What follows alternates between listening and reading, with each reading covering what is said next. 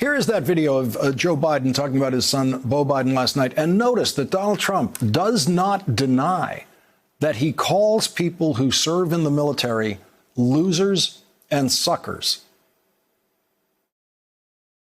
And speaking of my son, the way you talk about the military, the way you talk about them being losers and being and just being suckers.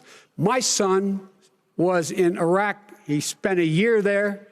He got the Bronze Star. He got the Conspicuous Service Medal. He was not a loser.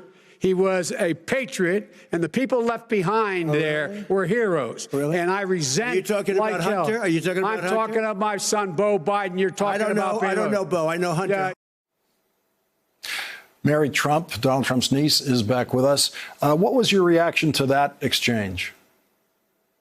Besides pure rage, it was horrifying.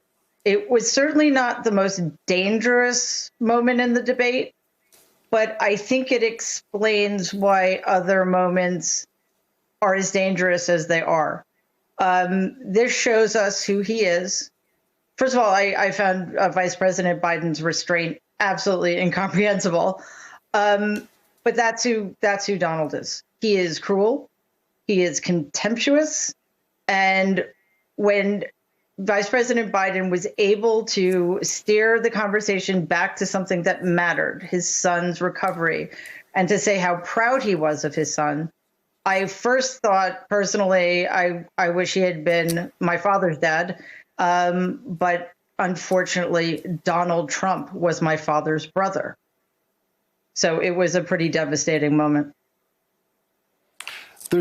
When Donald Trump hears Joe Biden say, he's describing his son's service in Iraq, and he says, the people left behind were heroes. And Donald Trump says, really? ?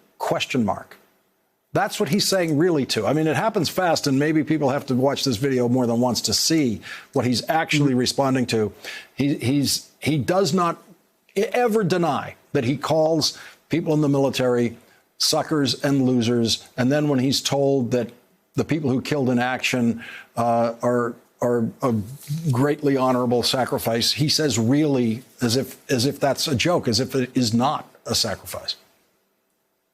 Because he doesn't understand real sacrifice. He doesn't understand or care about any of the things that people value about this country. And the idea that he is anywhere near the levers of power is so depressing that I think it just underscored how vitally important this election is, because that performance last night across the board disqualified him. That moment for me personally was as disqualifying as anything could be, because if character mattered, he shouldn't have been allowed to speak another word on that stage.